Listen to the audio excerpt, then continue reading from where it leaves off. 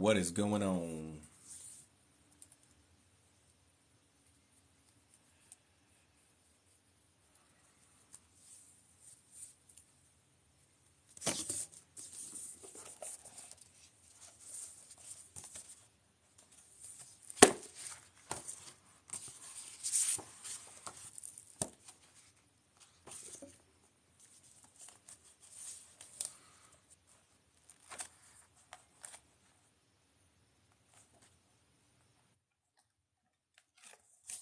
There he is.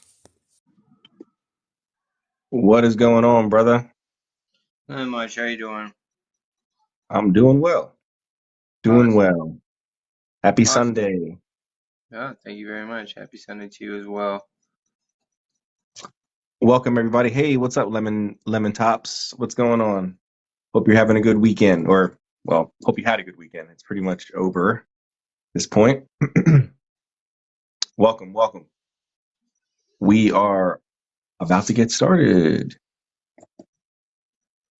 What's up, everybody? What's up?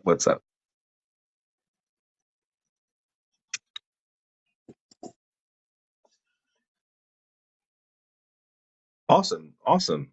Hey, what's up, Bo?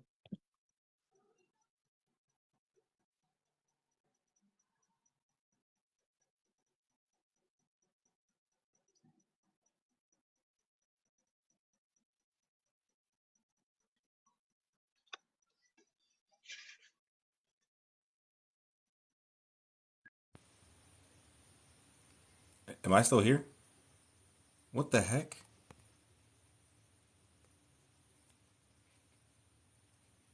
Bro, what happened?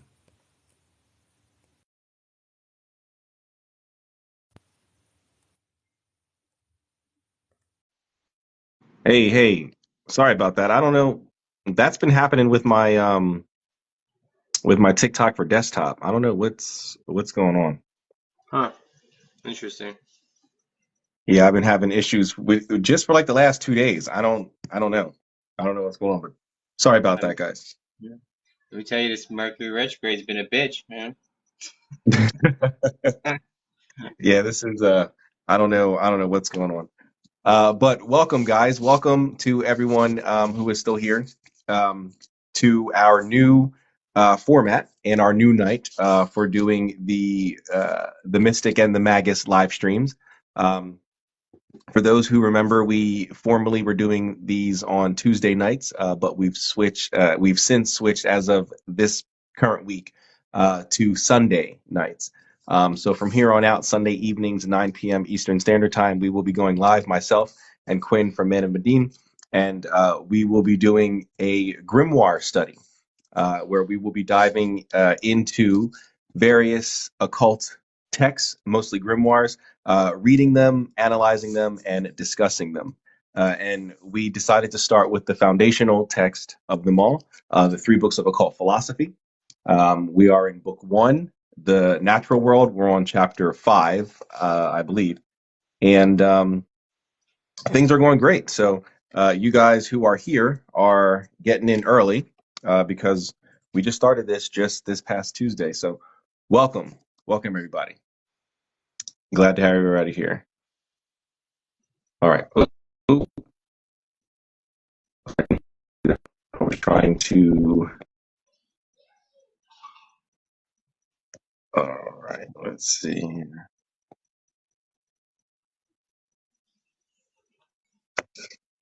All right. Well, now I don't know how to get it back. How do I get that?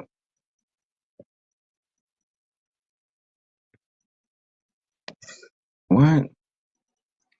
This is like this is like different. It's not the same when I'm not in a dual stream. Hold on. There it is. Okay, there it is. All right. Jesus Christ. All right. Sorry about this, guys. Jesus Christ. All right. Whew. Oh, actually, we're on chapter six, not five. Sorry. The wonderful natures of water, air, and winds. Yes, chapter six. Correct. So do you want to go ahead and just dive right in? Yeah, let's do it. All right. Do you want to go first or do you want me to go first? I'll go ahead and go first. All right. I'll go ahead and take it all the way to the poem, and then you could begin at the poem, yeah? Yeah, that's fine. All right.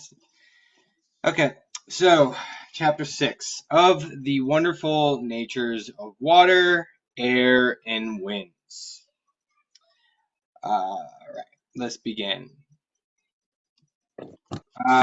Real quick, I will say the chapter before this was on fire and earth, just to put it out there. Yes. So now we are on to air and water. Air and water. So, yes.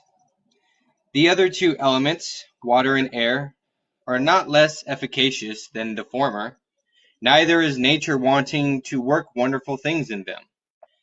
There is so great a necessity of water that without it no living thing can live.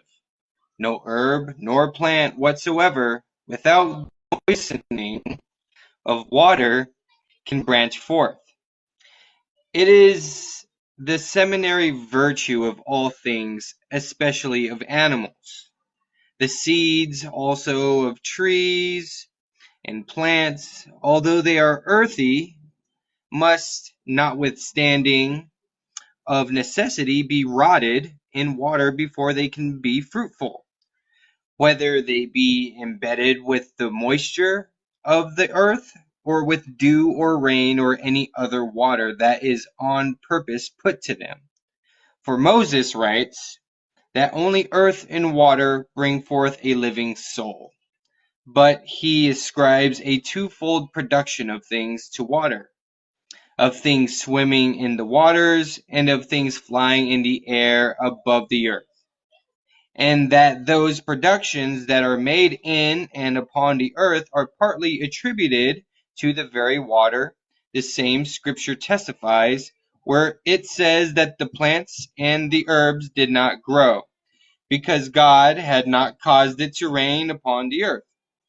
Such is the efficacy of this element of water that spiritual regeneration cannot be done without it, as Christ himself testified to Nicodemus.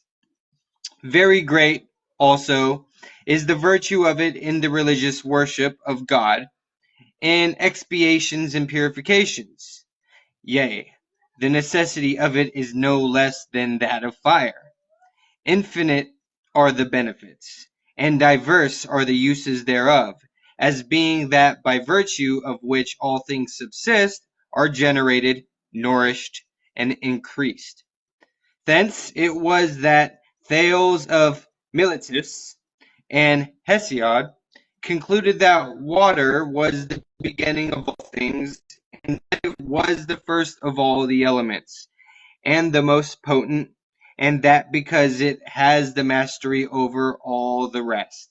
For, as Pliny says, waters swallow up the earth, extinguish flames, ascend on high, and by the stretching forth of the clouds challenge the heavens for their own. The same falling become the cause of all things that grow in the earth. Very many are the wonders that are done by waters, according to the writings of Pliny, Solinus, and many other historians of the wonderful virtue whereof. Ovid also makes mention in these verses. My turn. At midday, horned Amun, your water is cold and warm at sunrise and sunset. The Athenians apply water to kindle wood.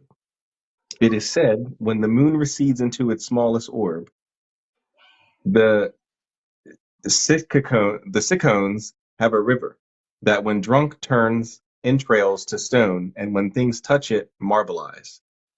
The Crathis and Sybaris, neighboring your borders, make hair like amber and gold. What is more wonderful is that there are waters that have that the power to change not only the body, but also the soul. Who has not heard of the foul waves of Salmacis or Salmachus, the Ethiopian lake, which, if one quenches their throat, suffers madness or wonderful heavy sleep? Whoever quenches their thirst from Clitor's fountain avoids wine and soberly enjoys pure water. Hence the flow of the river Lycestius has an unequal effect, which whoever draws a small amount down the throat will stagger as if they had a drunk unmixed wine. There is the lake of Arcadia that the ancients called Phaeneus, who avoided its treacherous waters, which were feared at night. They are harmed when drunk at night, but without harm when drunk at light. And that's from Ovid's Metamorphosis. Additionally, Josephus referred to a certain river between Archaea and Raphanea, cities in Syria that has a strange nature. It flows with a full riverbed through the entire Sabbath, and soon the fountain ceases as if it were stopped up for 6 full days. And you can pass over the dry riverbed, and again on the 7th day. An unknown nature causes the previous water to return its abundance. For this reason, the inhabitants called it the Sabbathium, because of the sacred Jewish 7th day. We read in the Gospel of a proven pool, in which after an angel agitated the water, the first person that descended into it was freed from their illness. That's John 5:2-4. We read the same strength and power in the spring of the Ionian nymphs, which was in Elis in the village Heraclea, I guess that is, near the district of the river Cytheron. When a sick body is lowered into the pool, all defects are expelled from the body, and thus arises sound and whole. Pausanias says that in Lycius, the mountain of Arcadia, there was a spring called Agria, which whenever a dryness of the region threatened to ruin the crops, the priest of Lycian Zeus came after a victim was sacrificed and adored the spring with sacred prayers. He held an oak branch in his hand and lowered it into the bottom of the sacred spring. Then, with the water excited, vapor arose into the air and aroused the clouds.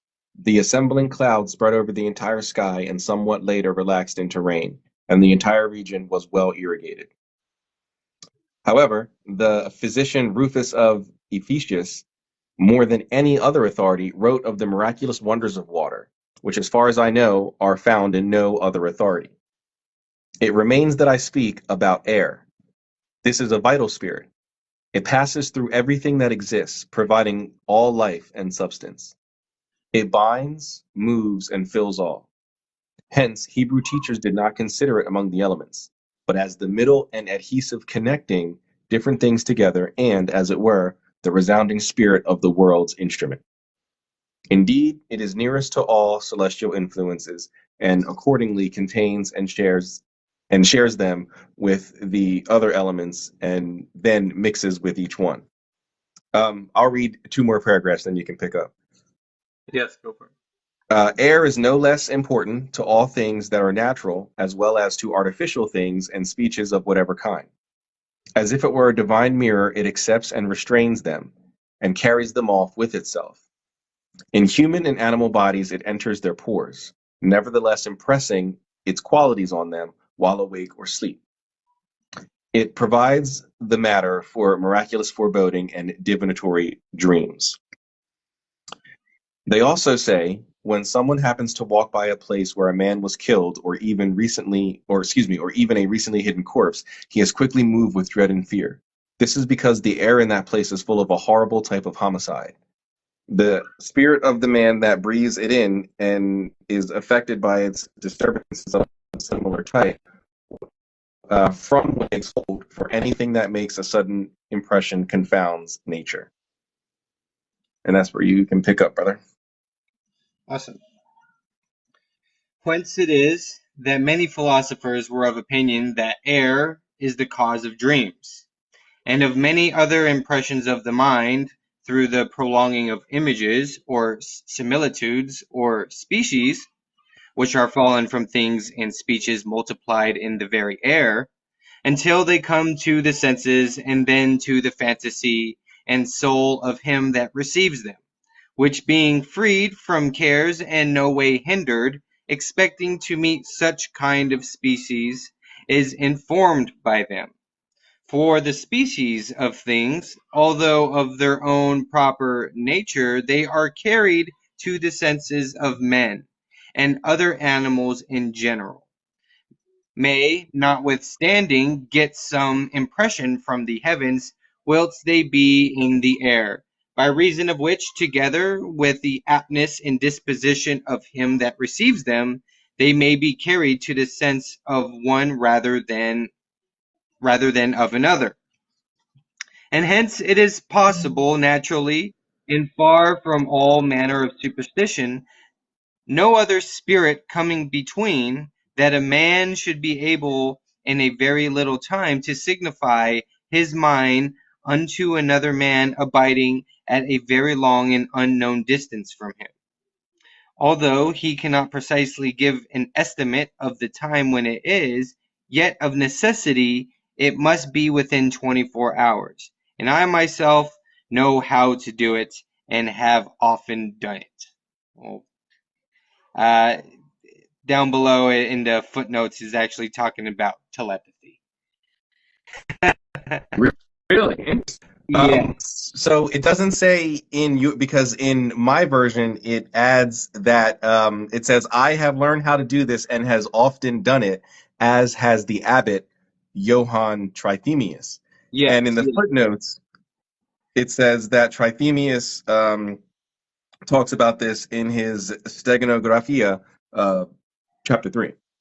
Okay. Yeah. Very Um, interesting. Telepathy. Okay. yeah. There's a whole thing. There's a whole like paragraph of a footnote down here talking about um Do you talking mind reading about it? yes. So this is conclusive evidence that telepathy or mind transference has been known and practiced for hundreds of years. Hmm. The method of mind transference is frequently carried out unawares and may be performed in various ways. When two persons are in natural sympathy with each other, it is a comparatively easy matter if they are of a nervous or sensitive temperament. Writing a letter and then burning it, the the while fixing the mind firmly upon the person addressed, and willing that the letter he answered, is one method. Mentally addressing a crystal vessel of water with the palms of the hands extended over the glass, the while picturing the absent person clearly in the mind's eye, and then pouring the water into a stream or the ocean, will carry a message to one at sea. Burying Hmm. a stone, slate, or piece of metal in the earth at the time of the new moon, on which a message is inscribed, will influence those who labor in the earth or work in like metals, especially if Saturn or Uranus is shown to aspect the earth through the sun. The air method is the best of all, and was that undoubtedly used by Agrippa, as he makes mention of the matter in this place. Go out into the open air or to an open window, and face the quarter wherein the person is, or if the quarter be unknown, face in turn each of the four cardinal points, and audibly call the name of the person with whom communication is desired, the same as though the party was in an adjoining room, three times earnestly, and each time with added force. While doing this, extend the arms and hands as in appeal, the while clearly picturing the person's features in the mind, and will determinedly and persistently that your call and message be heard. Okay. Then speak as though the person stood before you, shortly, firmly, and decidedly. Having done this, listen for a reply, which will come as though one were speaking to the mind without the aid of the ear. Do not imagine a reply, as that will not help, but rather hinder communication. Of course, in most cases, it is necessary that there should exist a sympathetic bond or tie of some kind between the parties. This art may be developed by practice by lovers, especially to an astonishing degree. It will be found very helpful to set certain times for such development. With practice and and after mind communication has been accomplished, spoken messages and other noted conditions may be dispensed with, and it will be merely necessary to will and think, projecting the message astrally. This really reminds me of that whole romantic notion of looking up at the moon and your partner also looking up at the same time, and Yeah. look up at the moon at this time, and we'll say it is the same concept there. Um, and Interesting. it seems like this right here for sure, like wherever this whatever Agrippa is talking about here, wherever it came from. Do you have a source or is this Steganographia where he got it So from? so for that paragraph, yes, my the only reference is number 16, which is the Steganographia, chapter 3, which we can look it up if you want. Um, but Yeah, yeah, because the one before that is talking about animals carrying things through the sense in the air. So yeah, that's the only source there. 16. It says yeah, it is possibly natural, blah blah blah. The abbot Johann Trithemius, Steganographia, chapter 3. So yeah. I'm just curious if it stems back to some ancient like Egyptian or Greek lore or something of that sort. yeah, I don't know. It may. I mean, maybe does Trithemius have any references in the Steganographia? You know what? I'm gonna look because I think it's on the Esoteric Archives. Um, so give me one moment. I think it's on Esoteric Archives.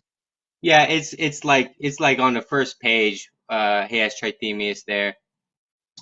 Yep. I have to click on his name because the Steganographia. All right, it's in book 3. All right. What's the quote here? It is possibly natural. Let me switch it to English then. Translate Google. All right. I don't know if it's going to be. It's possibly natural.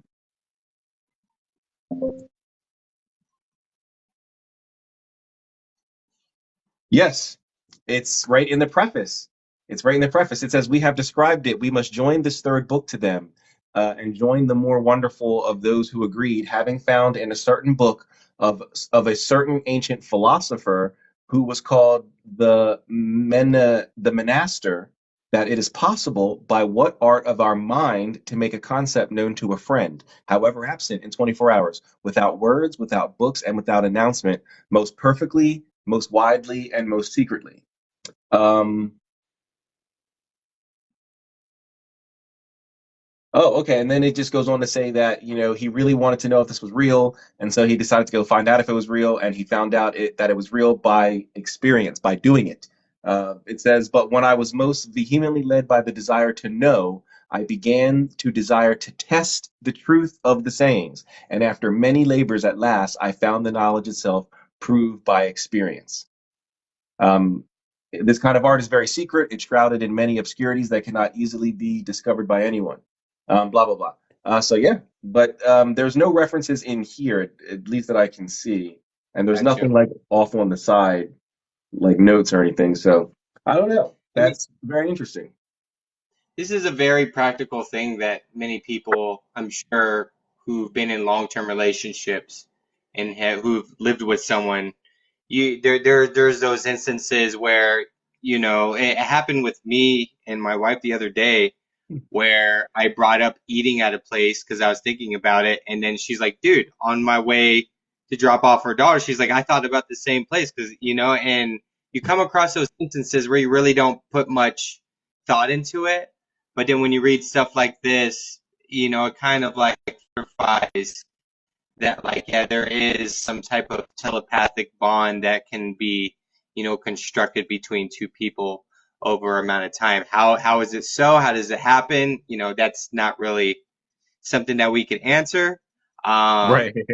you know, um, but it seems that there's some there's some solid evidence to it through, you know, through the personal gnosis stream, you Mhm. know. Oh But yeah.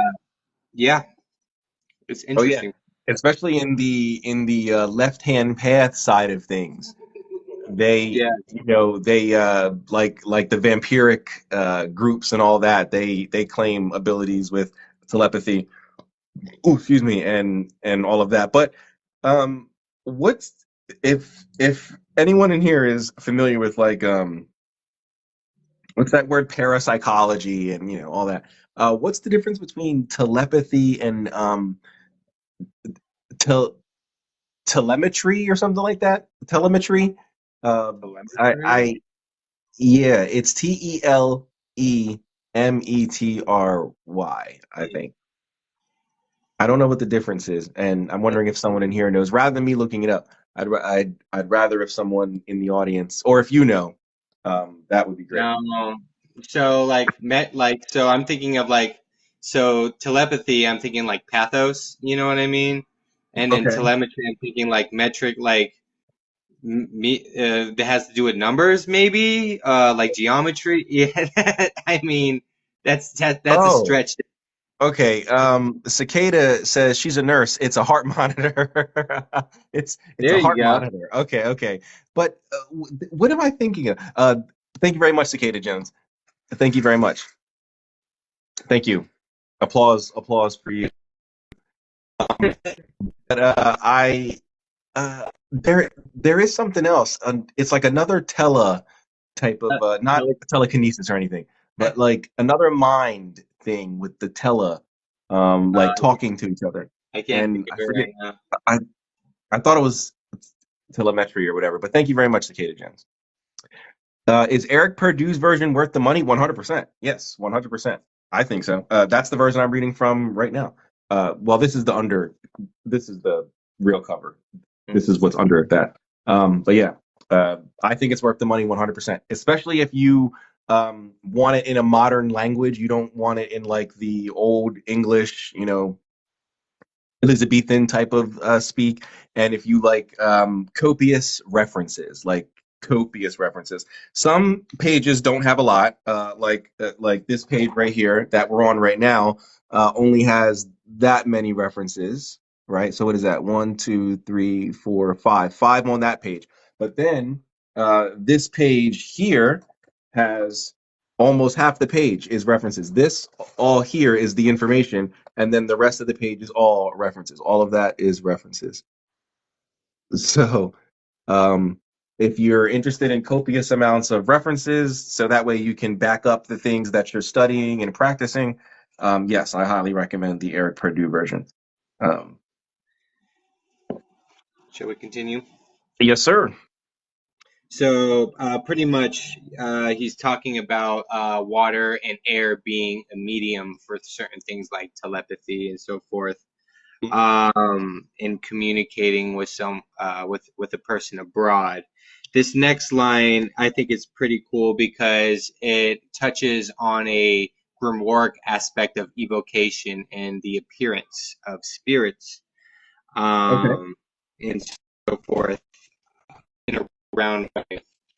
So, also when certain appearances, not only spiritual but also natural, do flow forth from things, that is to say, by a certain kind of flowings forth of bodies from bodies, and do gather strength in the air.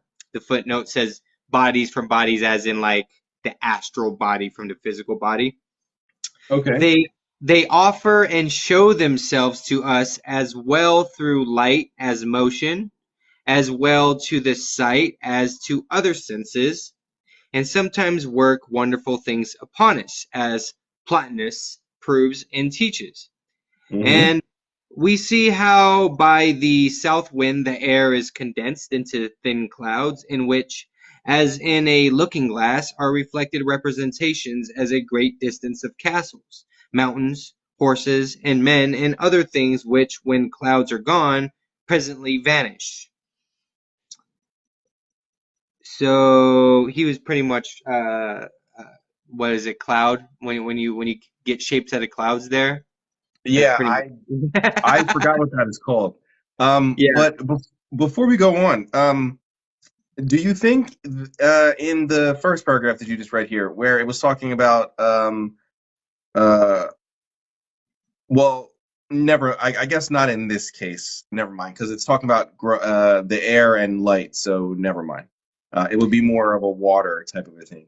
So never mind. Oh, like scrying through water and Well, I was thinking more like along the lines of like fluid condensers, um, oh, but gotcha, not gotcha. with the air and the light. I guess I was reading that wrong.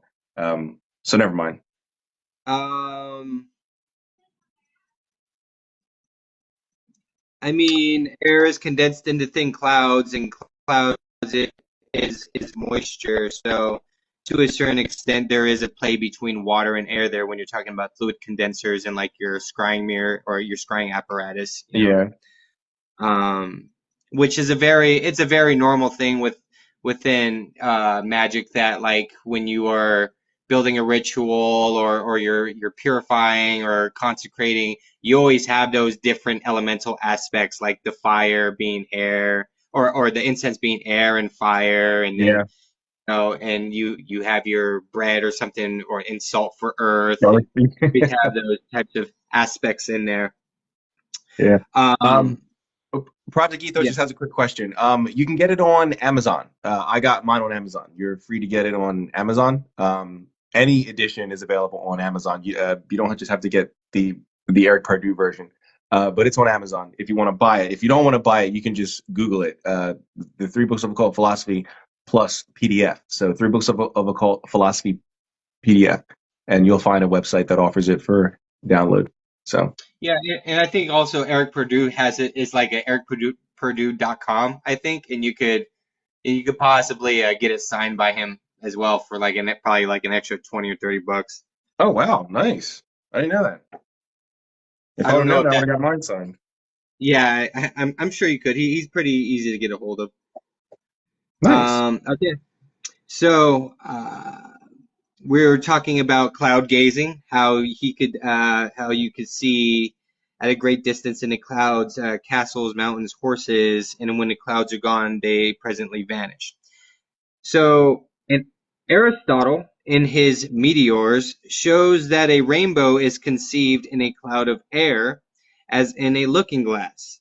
I believe we're talking about prisms here. Hmm. And Albertus says that the effigies of bodies may, by the strength of matter, in moist air, be easily represented. So there you go with the moist air. We got water, you got air, and you got effigies of bodies being represented, kind of going back to your fluid condenser idea. In Yep. the same manner as the representations of things are in things. As Aristotle tells of a man to whom it happened, by reason of the weakness of his sight, that the air that was near to him became, as it were, a looking glass to him, and the optic beam did reflect back upon himself and could not penetrate the air, so that whithersoever he thought he saw his own image, with his face towards him, go before him. In like manner, by the artificialness of some certain looking glasses, may be produced at a distance in the air, beside the looking glasses, what images we please. This is very much going into, in a way, scrying, for sure.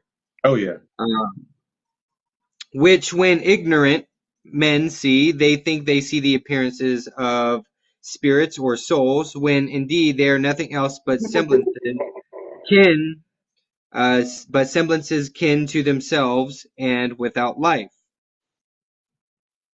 So he's not talking about scrying.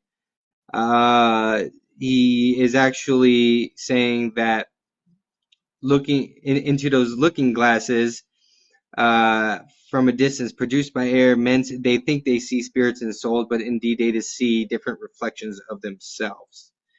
I see. Which Okay. is a nice little discernment there, especially in a book of magic. Not Yeah. everything is miraculous.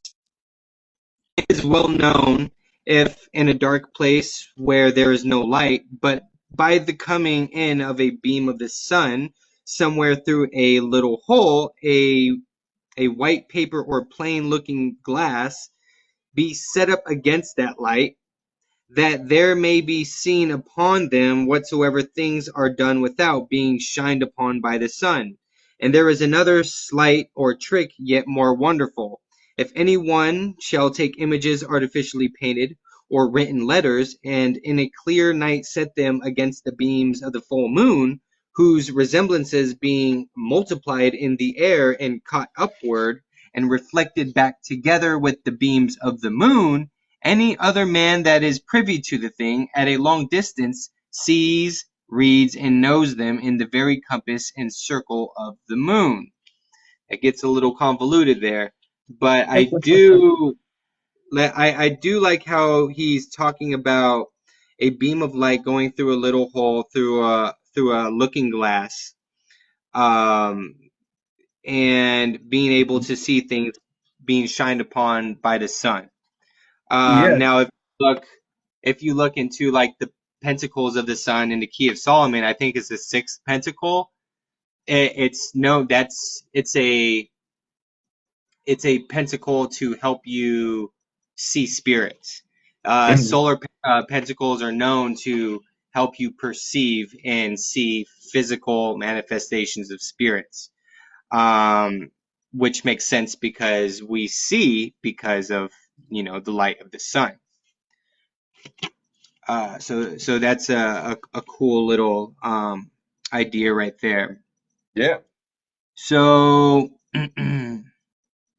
knows when to compass a circle of the moon, which art of declaring secrets is indeed profitable for towns and cities that are besieged, being a thing which Pythagoras long since did often do, and which is not unknown to some in these days. I will not accept myself. I will not accept myself. Period.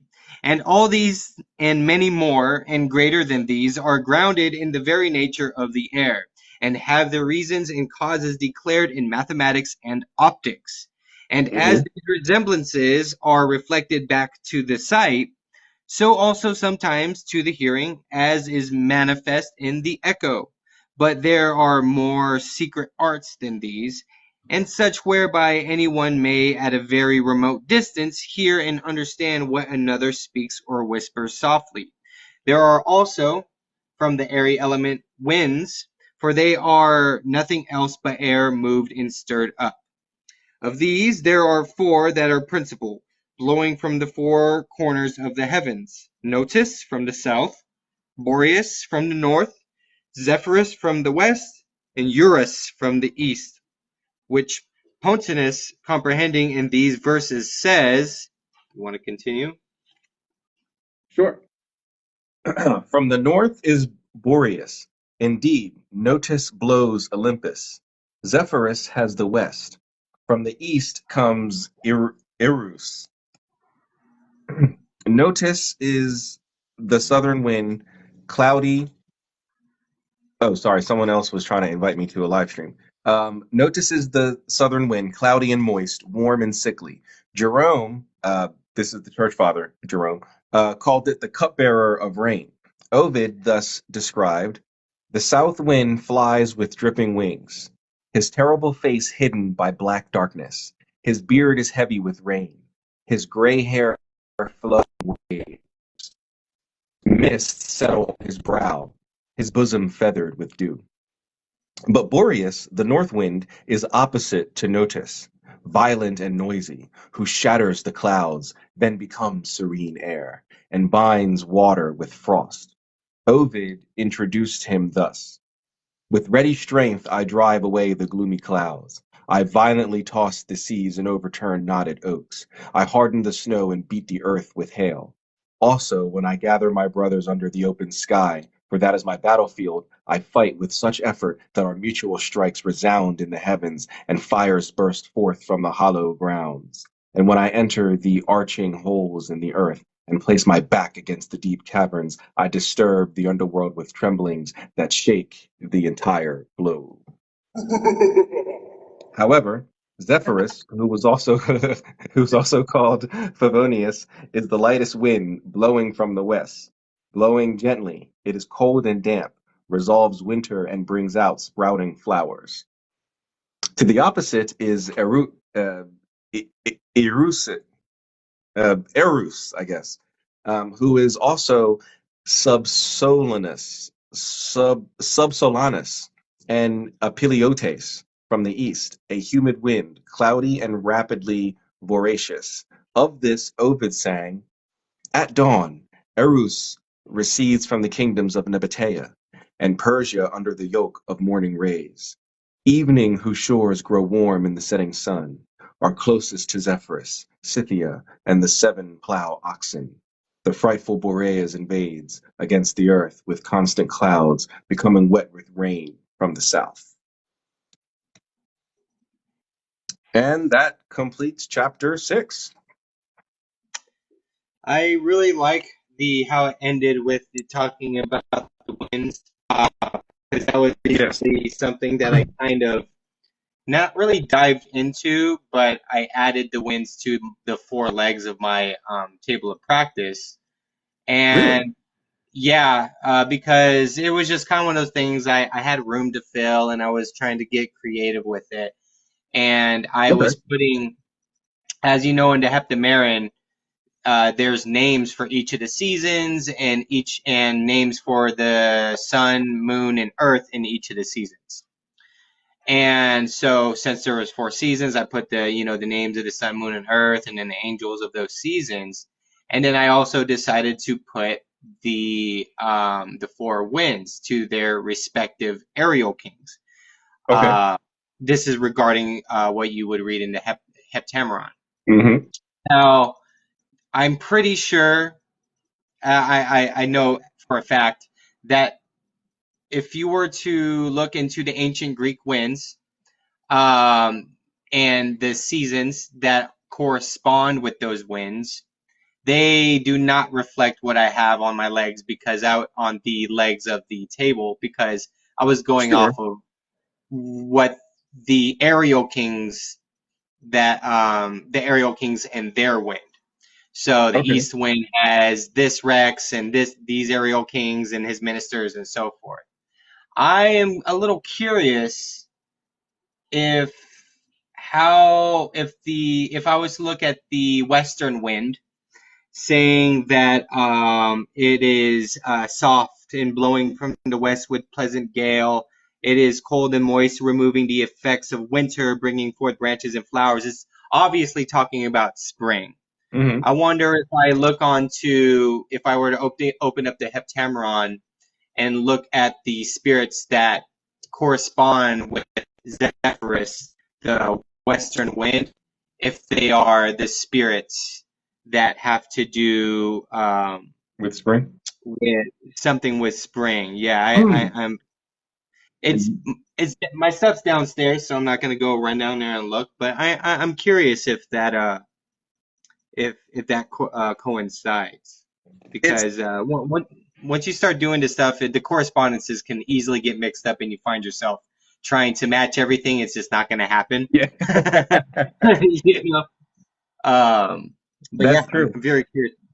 It's funny you say that because in the in God, what's the Grimoire Encyclopedia? David Rankine mentions a what is it? There's a specific ritual that is mentioned in the Grimoire Encyclopedia, and it lists the grimoires that this ritual is found in, but it leaves out the Black Dragon, which is from Scarlet Imprint, right? So, I mean, it's not like it's some obscure grimoire. It was first translated in the 80s by Robert Blanchard from the International Guild of Sorcery.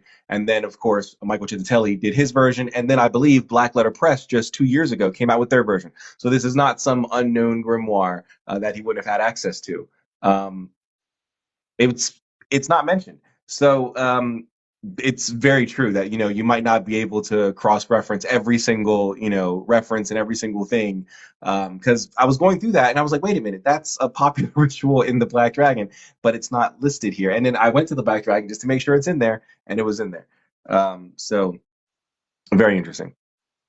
Yeah, yeah, yeah. Sometimes when you're dealing with magic and the occult, and you're trying to build rituals and using correspondences and get creative with it, sometimes you just have to,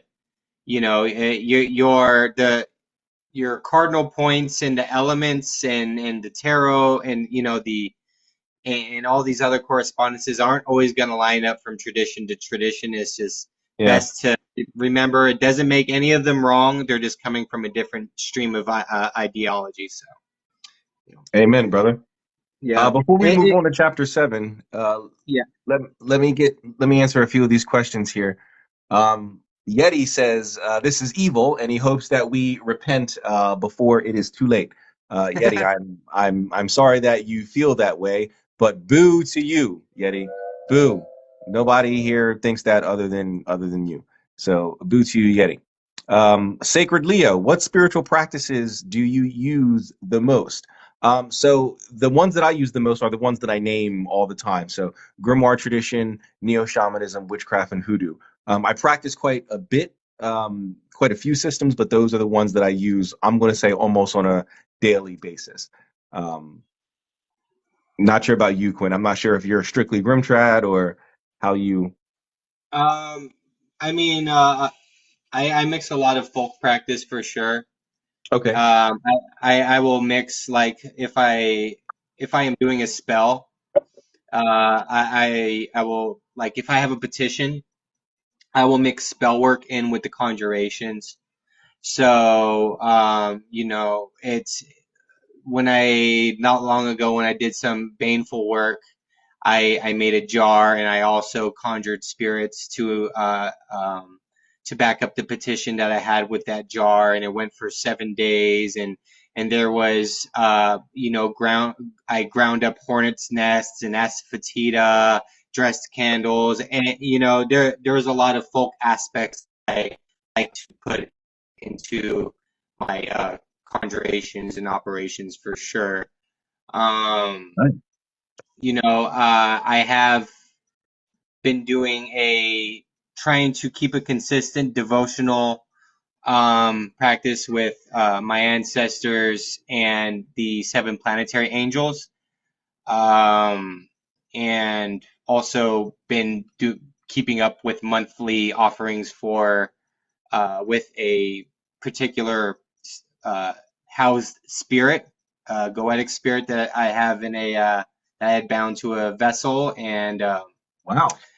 yeah, trying to I have a thing going where it's like, I promise every month to have offerings, and they will offer familiars. So I have that That's going very on. good. So I have a covenant with that, trying to keep that going. That's not something I want to give up, and I want to point out right there: don't be greedy with goetic spirits. if I found if you ask for something and then they agree to it, and then you ask for more than what you had already petitioned for, it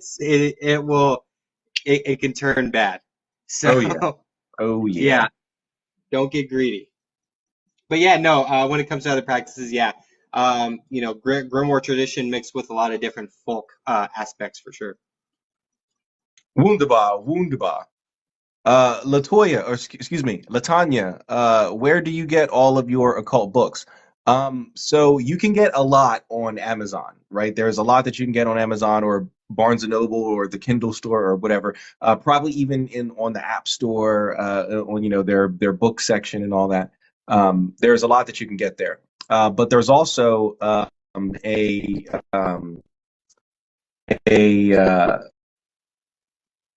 a different market, like a under market, where it's not hard to find if you know what to look for. But these books are not going to be available, at least readily available, on Amazon. Now, of course, someone like me or Quinn could buy it, and then if we don't want it anymore, we could resell it on Amazon. but it's not natively on Amazon. And these are books from like what are known as the fine publishers or the artisan publishers, like Nephilim Press or Scarlet Imprint or Aeon Sophia or Theon or something like that. Um, for those, you can go to their website, but it would be best to probably go to like a website like here I'll put it in the chat. Miskatonic Books. You can just Google that, Miskatonic Books. That's all they sell is nothing but occult books, and they have like deals with all of the all the well-known publishers. So they get a nice stock of their books when they get released. So if you live in the U.S. and you don't want to wait for something from England or Spain or Germany or something like that, Miskatonic is here in the U.S. and you can get your books there. So I have a quick question from Delectably Deviant. yeah, They're asking, is it possible to study the occult and practice discernment when suffering from severe OCD and delusions? And of course. I guess the best answer I could give that is there's a good time for everything, and at that moment, skepticism actually comes in very handy. It's good to remain skeptical about everything. Don't think that every single spell or every operation you go through with, every conjuration is going to work. It's good to evoke spirits. It's good to assume that they've arrived, and follow through with the protocols of like your offering and your license to depart. Because if they didn't arrive and you follow through with that, nothing's going to happen. But if you don't follow through with that and they did arrive, then there's going to be a little bit more of a repercussion there. So it's kind of Excellent advice. Excellent advice. yeah, it's going to be a Good win-win job. situation. But yeah, skepticism for sure comes in handy there. You don't always have to believe everything. If you do a money spell and you find $1 on the ground, hey, money sometimes falls on the ground. Doesn't mean that your spell is working. But if you Right. find $1 on the ground and then all of a sudden you get a check in the mail from some out of nowhere and then a promotion, then you'd be like, all right, it worked. So it's good to remain skeptical until you get like an overpowering sense of like evidence for something. Yes, indeed. I would respond pretty much the same way. Obviously, going through the experience, doing magic, and actually speaking with spirits is going to be your best test against anything. But validation is key, of course. You always want to validate everything. You don't just want to assume and believe. So readings are necessary for like spells and rituals. You want to do readings before and after to get validation. If a spirit is present or you think a spirit is present, you always want to test the spirit by the method of the grimoires. So you want to ask it its name and then ask it to present its seal. It should give you the right seal. I don't have delusions. I don't mean any offense. So I don't know, how that would look. But and again, I'm not a doctor. But I don't know if you'd be able to uh, hallucinate all of that. But perhaps. But another thing is there's this really good book on discernment, since that's what you asked about, and making sure that you're not suffering from delusions and what you are experiencing is a legitimate spiritual experience. Now, forewarning, it is written from the perspective of discerning whether or not people are having legitimate spiritual experiences within the guise of mystical Catholicism, but the ideas, the methodology, and the after effects or the prognosis is viable for any sort of spiritual, esoteric, magical practice. And that is called Believe Not Every Spirit by Moshe Slavoski or something like that. Check that out. Believe Not Every Spirit by Moshe Slavoski.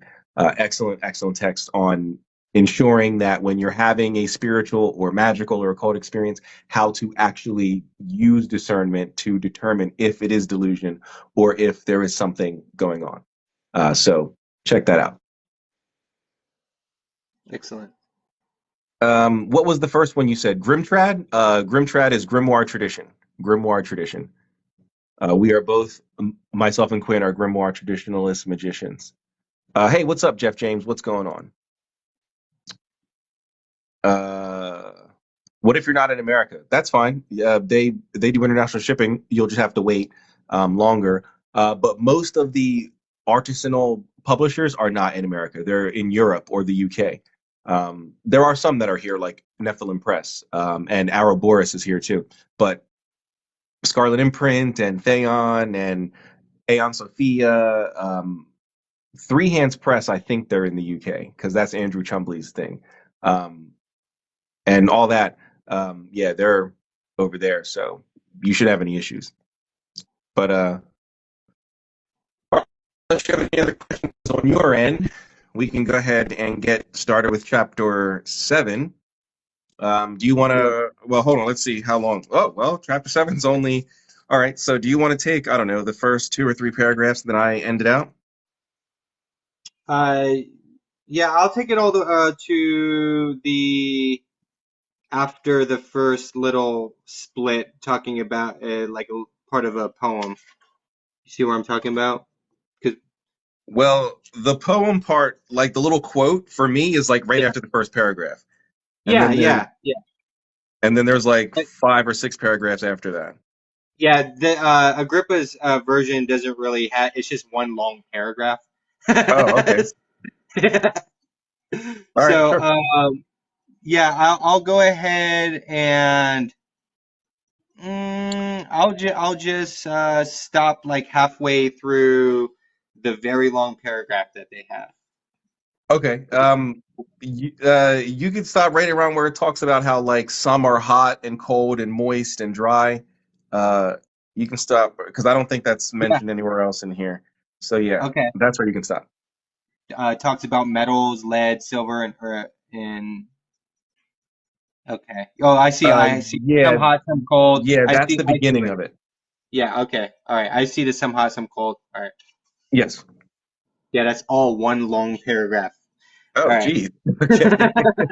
There's no grammar in here. Um. So, chapter 7 of the kinds of compounds, what relation they stand in to the elements, and what relation there is betwixt the elements themselves and the soul, senses, and dispositions of men. And of course, this is Old English, so men is just pretty much mankind, every uh, not excluded from this. Mine doesn't even say that. Mine says with each other. Yes, yeah. See, yeah. Eric Purdue's smarter than that. He knows he wants to make it acceptable for everyone. So next, after the 4 simple elements, follow the 4 kinds of perfect bodies compounded of them, and they are stones, metals, plants, and animals. And although unto the generation of each of these all the elements meet together in the composition, yet every one of them follows and resembles one of the elements, which is most predominant. For all stones are earthy, for they are naturally heavy and descend, and so hardened with dryness that they cannot be melted.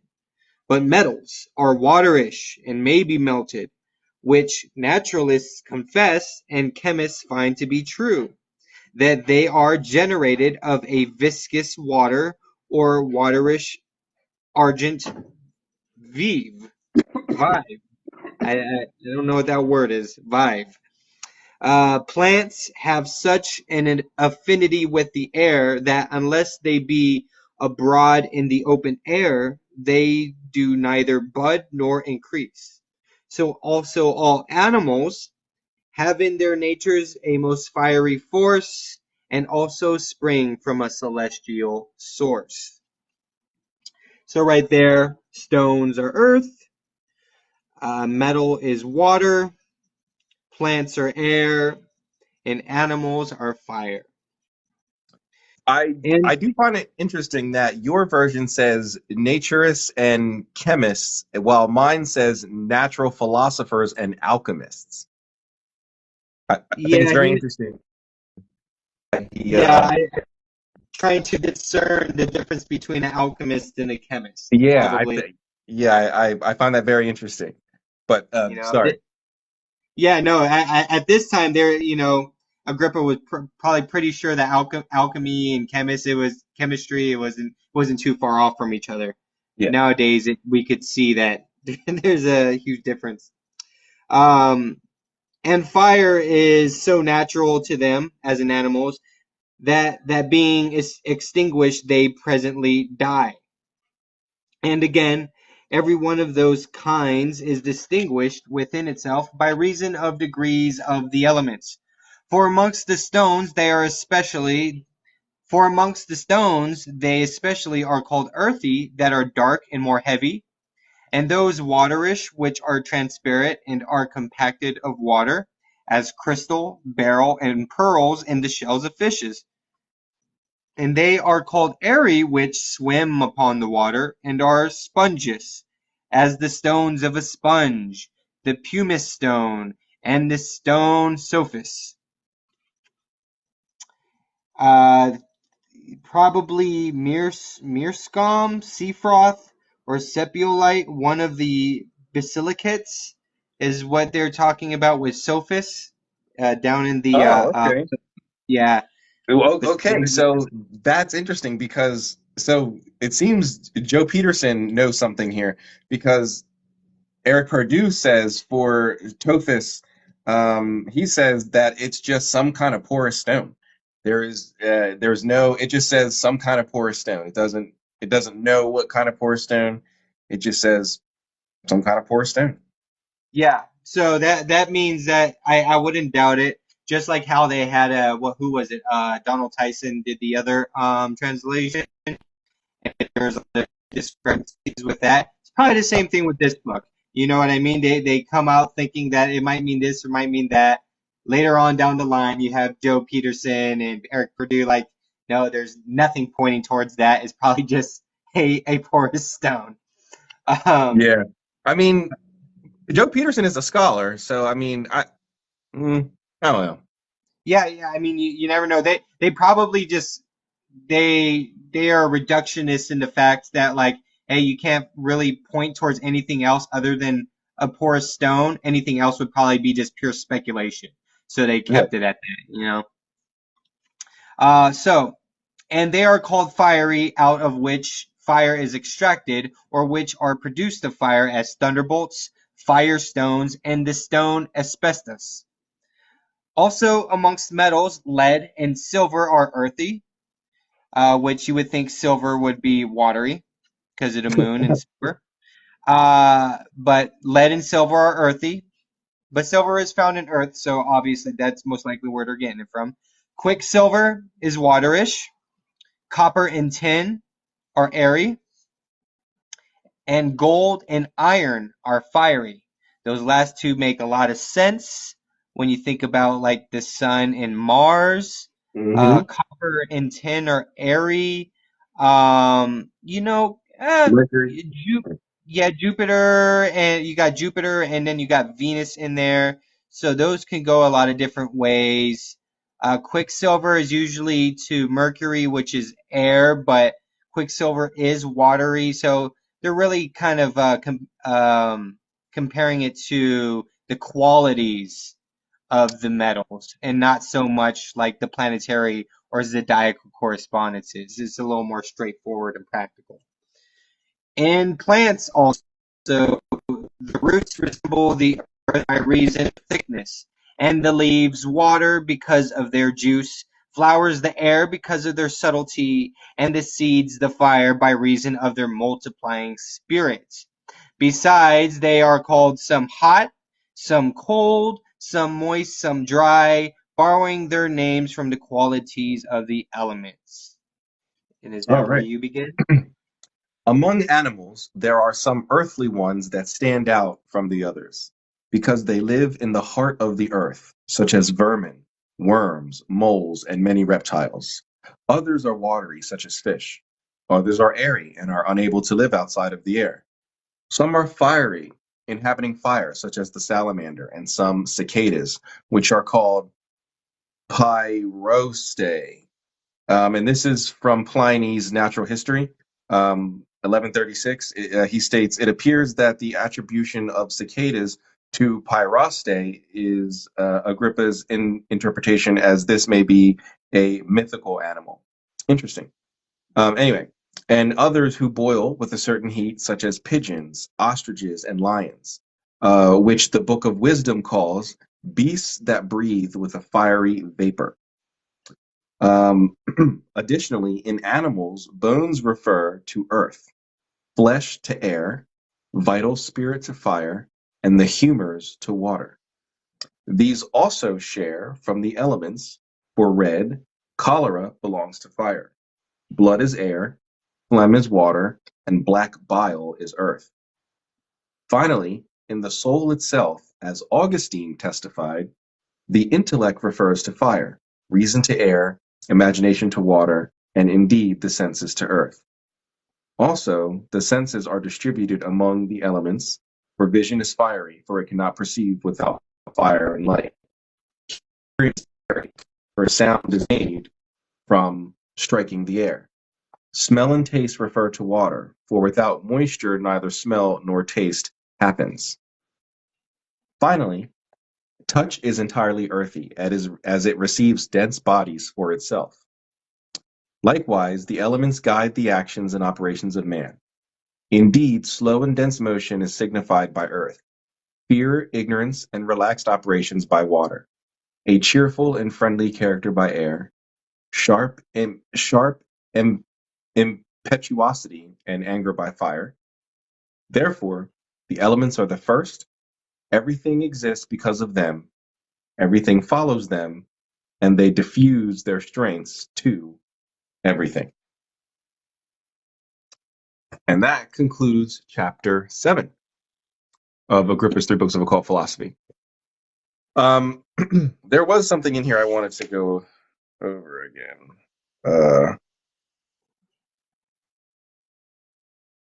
Where was it? Where was it?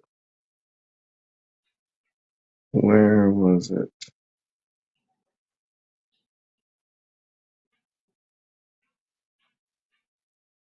Oh, yes. Where it says, and others who boil with a certain heat, such as pigeons, ostriches, lions, which the Book of Wisdom calls beasts that breathe with a fiery vapor. What do you think that could be? If it's pigeons, ostriches, and lions, what do you think that could mean? Beasts that breathe with a fiery vapor. That sounds like fire breathing dragons or something along Yeah, those lines. I It think it. says the Book of Wisdom. I was thinking that was the key, another variation of the Key of Solomon, but that's the Book of Knowledge. So I don't know if I ever read or heard of the Book of Wisdom. The Book of Wisdom is it? I don't think it's Apollonius of Tiana. Or It Tiana. doesn't say. It just says the Book of Wisdom 11:19. I don't know. Yeah, it might Let's be. take a look. It might be that. I think I remember hearing that from the guy who translated the Hygromantia, Ioannis Ioannis Mathitakis. Ah man, it's a Greek guy. Um, Okay. So I guess there must be several because there's one that says that there's the Book of Wisdom, which this is probably talking about. It's a Jewish work written in Greek, but most likely composed in Alexandria. It's also known as the Wisdom of Solomon. But then okay. there's a Catholic Book of Wisdom. So it says that it's one of the books of the Old Testament. So I guess it was removed. It has been grouped among the Septuagint, or the 7 books of wisdom in the Bible. It is part of the Catholic and Orthodox canon put forward by the Council of Carthage in 397. Okay, all right. Well, there you go. That is most likely what it's talking about. Breathing with a fire, like breathing with fire. I'm thinking, like I picture just a lion like with a huge bellowing type of breath. You know Yeah, what I mean? I'm picturing them like breathing in cold air and seeing steam come from. You know what I mean? yeah, I don't think it's I don't think it's a literal like fire breathing, but I think it's a very like heavy breath. You know, um, very aggressively breathing, I guess, to a certain extent. You know, but yeah, that's I just picture big lungs full of air, and you know, you're thinking of a lion, you know, huffing and puffing. Yeah. yeah. Strange girl bone collector says a phoenix. It could be possibly a phoenix, or she even puts forth the oceanic fireworm. I've never heard of that. The oceanic fireworm. Huh. Mm. I've never heard of that. Um, the elements do make up our world. Yes, indeed they do.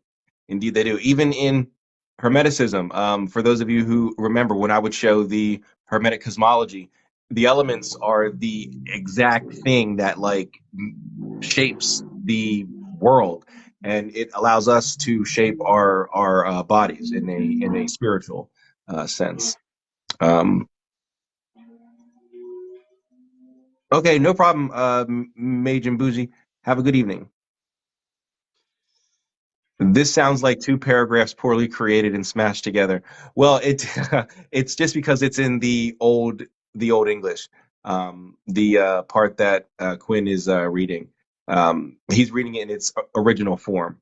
Um, so that was back Yeah. in like the early 1500s. So The whole chapter is pretty. It's about the same thing. You know, they didn't really like trail off anywhere. It's just talking about how the four elements meet within the stones, plants, animals, and other natural things. indeed, indeed. Uh, I was thinking of going into Christianity, but I also believe this occult stuff too, so I'm kind of lost. Well, no need to be lost. The interesting thing about this text, we're not going to get to it anytime soon, so unfortunately, you'll be watching for a while, which I do recommend. But the cool thing about the three books of occult philosophy is that Agrippa does actually reconcile the use of magic within Christianity. Agrippa was a staunch Catholic. So was his teacher, Johann Trithemius. He was also a Catholic. Johann was actually an abbot. He ran a monastery, and they both wrote books. And the Catholic Church still let them teach at the university, still let them run monasteries. So they obviously knew what they were doing. So Yeah, and yeah, when you get to things like the Goetia, it got such a bad representation because of the way that Agrippa and Levi and like Trithemius really portrayed it. So whenever they talk about the dark arts, it's usually in the same category as Goetia. So that is more of a testament to their very staunch Christian faith. yeah, Anything that was working with the devils or the demons, they did not look at as something to play with. right. So I would urge you to take a look at the three books of occult philosophy. It reconciles magic within Christianity. But also, another good book to read is Anathema Maranatha, which I talk about a lot, which is a book by Martin Duffy. This text right here that goes into all of the magical practices that are all the black magical practices that's found Christianity and the imprecatory arts. That's found in the Bible, that's found within the church from classical times up through modern times. So, you know, even the ones who claim bias and innocent are not so innocent. When you've got, priests are getting paid to do mass of the dead for the living as a curse, so people can die before their time, and people getting paid or priests getting paid under the table to there's a certain psalm that if you recite it during the mass of the Holy Spirit, I believe, which is a Jesuit rite that some Jesuit sects do at the beginning of each year. If you read this um, psalm during the Mass of the Holy Spirit, uh, you can put a curse on someone and excommunicate them, so they won't go to heaven and all this other stuff. And these are all curses that are found within the Catholic Church. So even if there was an issue with it, clearly the church didn't have a problem. So Before we do go, I'll go on. There's two quick questions that I just want to go at real quick here. Asatru Drogger 92, is occultist more of an umbrella term? Is occultist more of an umbrella term? To a certain extent, yes. I think Joe would agree with me that the New Age kind of is more on the mystical side. mhm. It's it uh, To be fair, you could by the actual like etymology of the word occult, they would actually fit under that branch. Sure. But the way it's getting to be today, I would think of occultists more having to do with the old teachings that you would find in like medieval grimoires or um, Greco-Egyptian papyri and so forth like that. More on the magic side, a little bit of mysticism in there for sure, but I think there for sure is a divide these days. But to be fair, anything that has to deal with hidden aspects of nature and the heavens and so forth, it would be the occult. Yeah. So anyone who deals with that or studies it, yeah, you could call them occultists, whether it be a scholar, I guess, or a magician or a witch. How do you feel about that? You agree? Yeah. Well said, man. To uh, to answer the question directly, yes, the term occultist is pretty much a umbrella term, or a catch-all, I like to say. Mm. Mainly because I don't like rattling off all the practices that I practice, and then also I'm sure if I did that every time someone asked, people would start saying, "Oh, this guy's pretentious" and all this other nonsense. So rather just use the catch-all term occultist. So I don't have to, just list all the because I don't just practice one thing and stick with just that thing. I practice many different systems, and I use them depending on my need. So while I practice hoodoo for my spell casting, I don't use any methods, with the exception of necromancy. I don't use any hoodoo methods for spirit work. I use Grimtrad for spirit work. Again, unless it's necromancy. Or if I'm doing client work and they need some sort of a healing, or like they need some sort of a spirit guide reading, something like that, I use my shamanic practices. So rather than list everything off every time someone asks, I just use the catch-all term occultist. And their second one they asked thoughts on Lesser Key of Solomon. Just to be quick and get straight to the point, Lesser Key of Solomon or the is pretty much it's a compendium of different Solomonic systems of magic. So from the Ars Goetia to the Theurgia Goetia to the Ars Paulina, the Ars Almadel, and then Ars Notoria. You have working with chthonic and terrestrial spirits. You have working with celestial angels, zodiacal angels, and then you have working with like dream work and prayers and like the Ars Notoria that help you develop yourself in certain aspects of your psychology through elongated prayers and fasting and so forth. So there's a lot of different within that one book. There's a lot of different systems. It makes a huge like just compendium of different systems to be able to practice magic, get in touch with all different types of spirits, and it's just a great compilation for sure.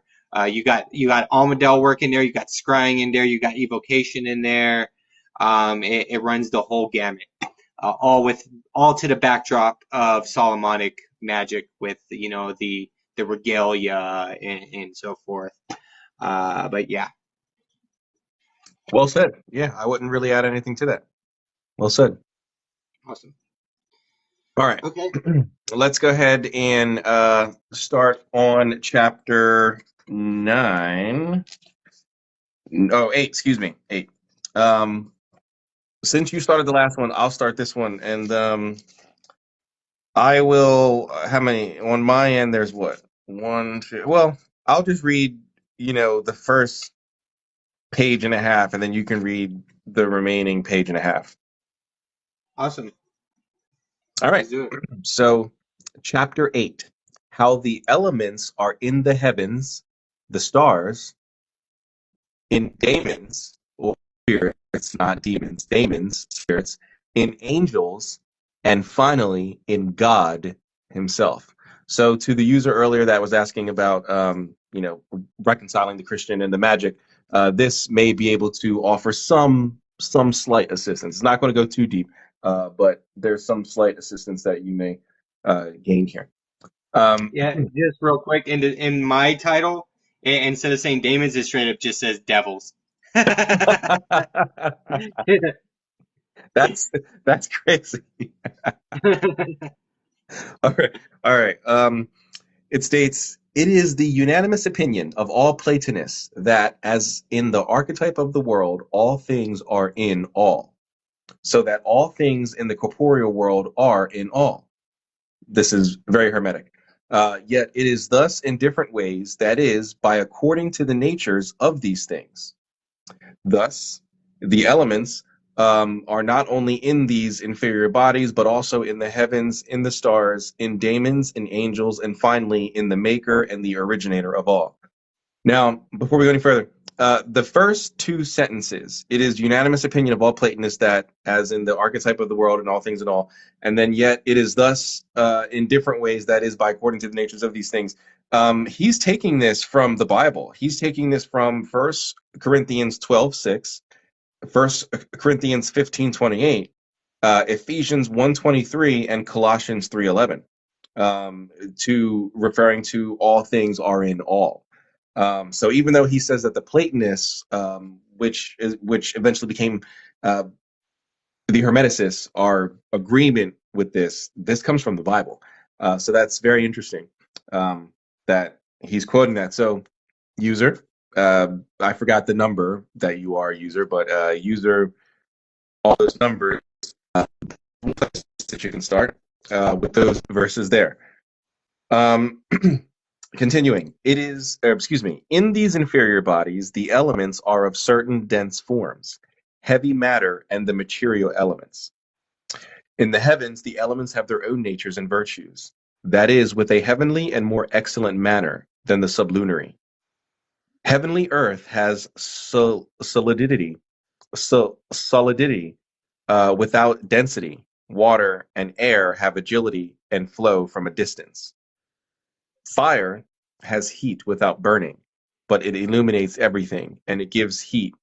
Oh, and its heat gives life. Excuse me. Of the stars, Mars and the sun are fiery. Jupiter and Venus are airy. Saturn and Mercury are watery. Interesting. The Earth inhabits the eighth sphere of the moon, which is thought by most as watery. Clearly, the earthly image is attracted to the celestial waters.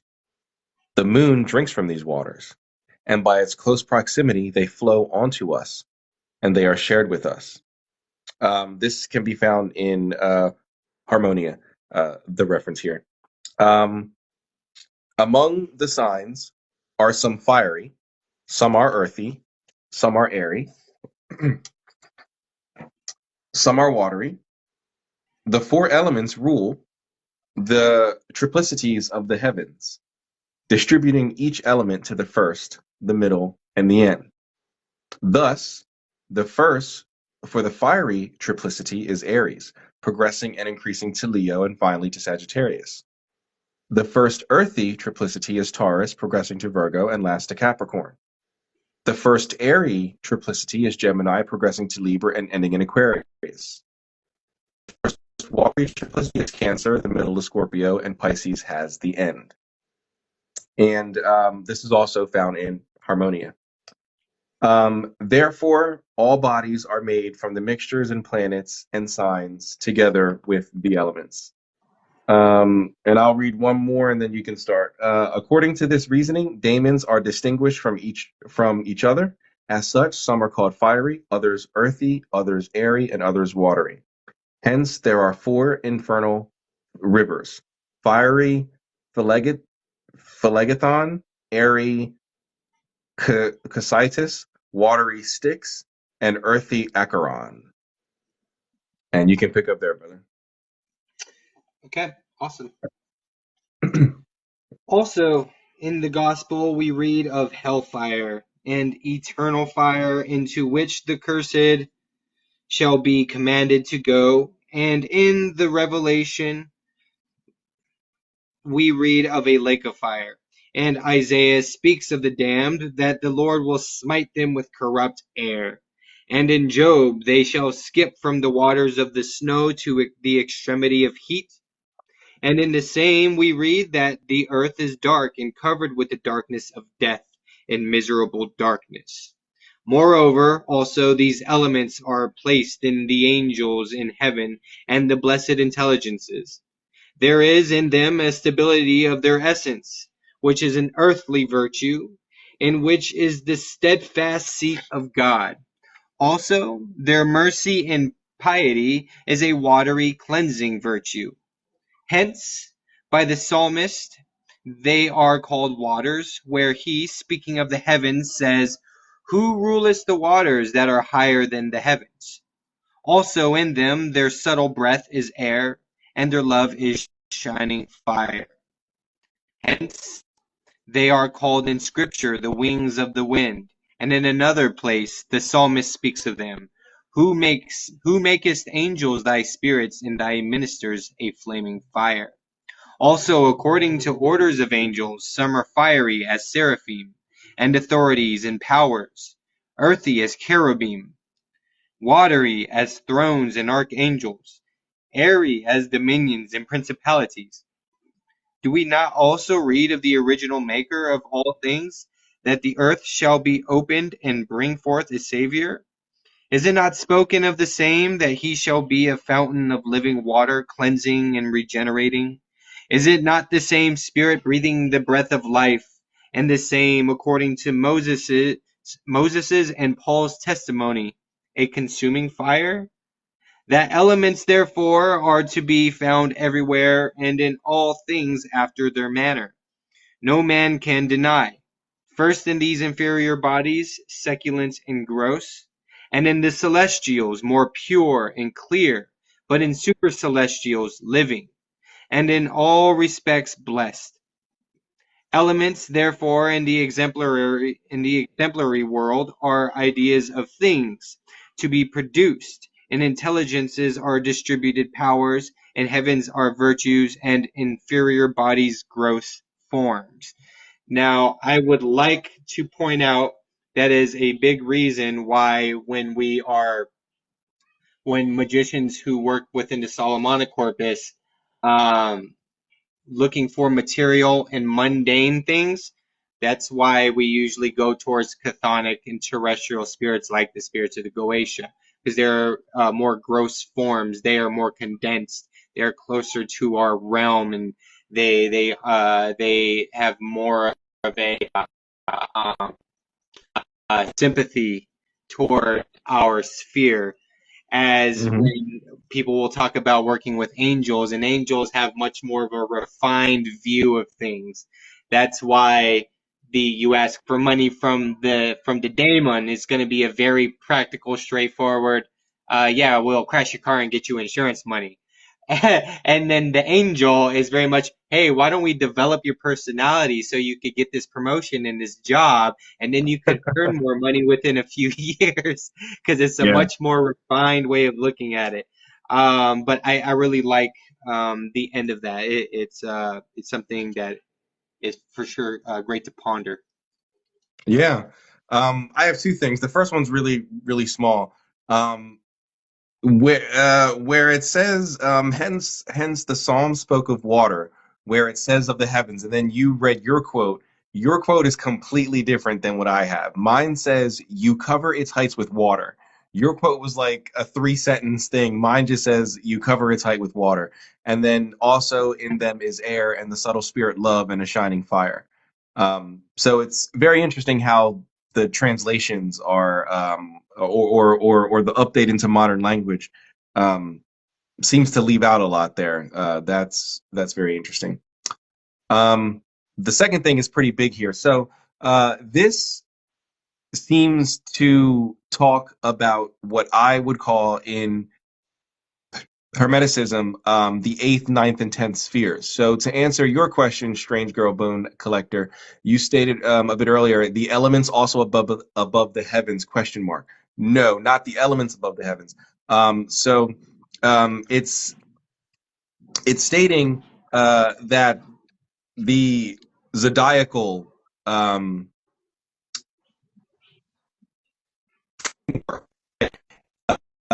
also takes on elements of the elements. I don't know any other word to use there. It takes on aspects, and I don't know another synonym, but it takes on correspondence with the elements in how it is formed, in how it interacts, in how it behaves. So when it says that the 4 elements rule the triplicities of the heavens, distributing each element to the first, the middle, and the end, it is essentially telling you that, for example, the fiery is Aries, progressing into Leo, and finally Sagittarius, that they are of a fiery nature, right? Not that there are earth, air, fire, and water up in the heavens. That's a very first sphere type of a thing, not 8th, ninth, and 10th. But I do think that this is talking about the 8th, ninth, and 10th because it mentions that it is the heavens. And in the 8th, ninth, and 10th, we do say that that is a triplicity, that there are 3 there. However, we don't necessarily say that there's 3 within the 3, but that's because no one's really ever gotten up there. So we don't know for sure what could be within there. Some of us, like myself, translate that to the realm of the Father, the Son, and the Holy Spirit. But this is referencing the zodiacal aspects of it. So I find it really interesting how it harkens back to Hermeticism, because I would definitely see that as the 8th, ninth, and 10th. So yeah. Yeah, and this right here is building the framework for the correspondences that we use today. Oh, You definitely. know, Definitely. yeah, it's this is where a lot of from as Joe said, you know, he's reading off where Agrippa got a lot of this from.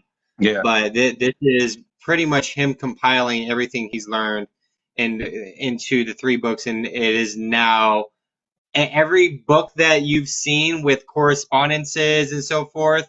I'll tell you, if not at least 60 or 75% of it came from Agrippa.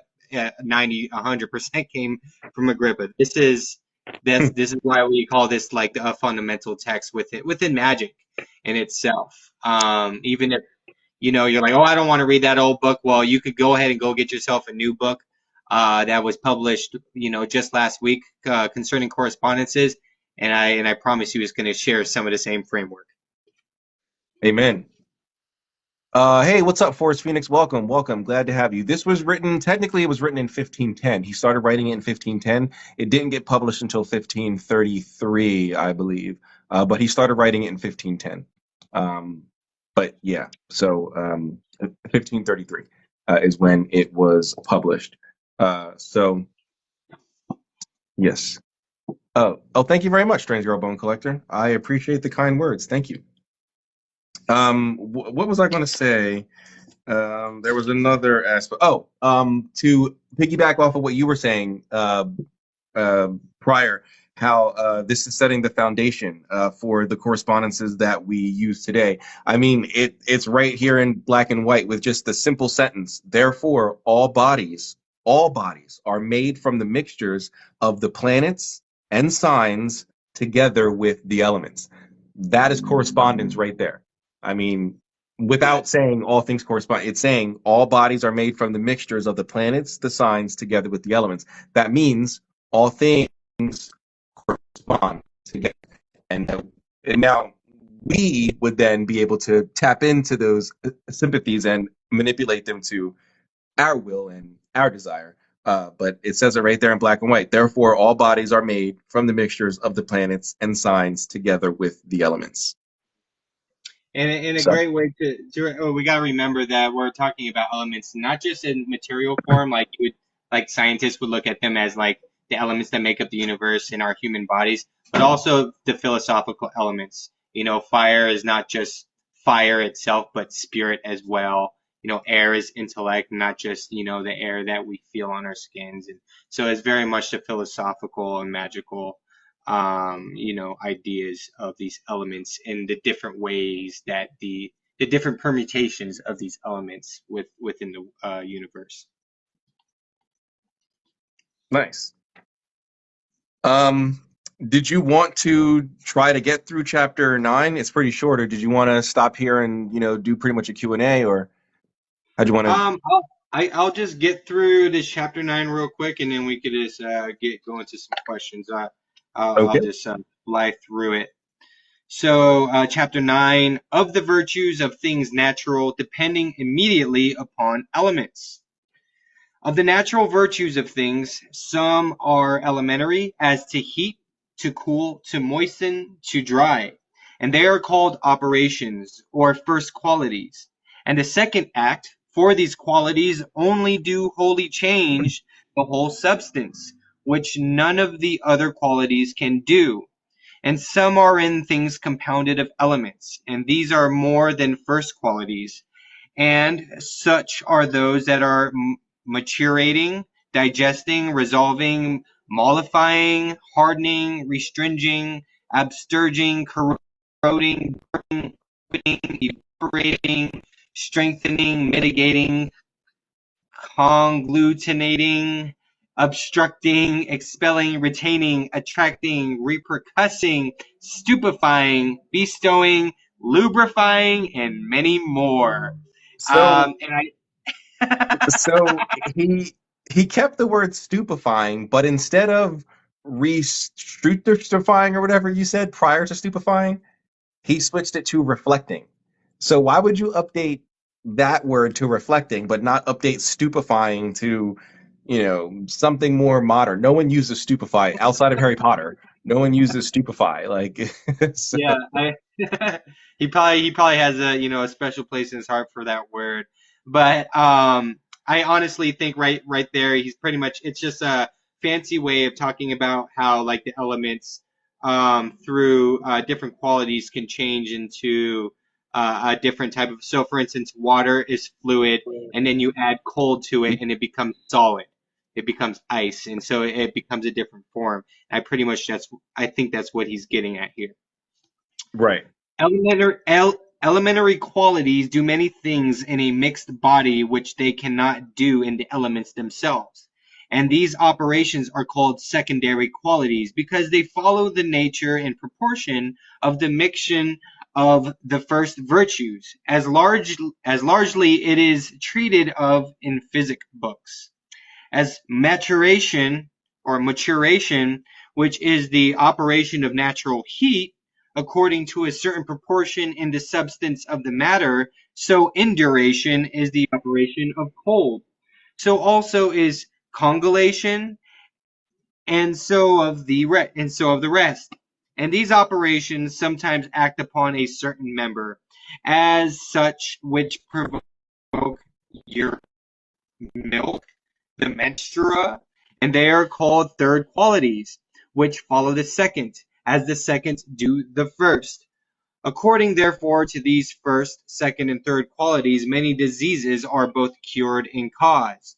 Many things also there are artificially made, which men much wonder at, as is fire, which burns water, which they call the Greek fire, of which Aristotle teaches many compositions in his particular treatise of this subject. In like manner there is made a fire that is extinguished with oil, and is kindled with cold water when it is sprinkled upon when kindled with cold water when it is sprinkled upon it, and a fire which is kindled either with rain, wind, or the sun. And there is made a fire which is called burning water, the confection whereof is well known, and it consumes nothing but itself.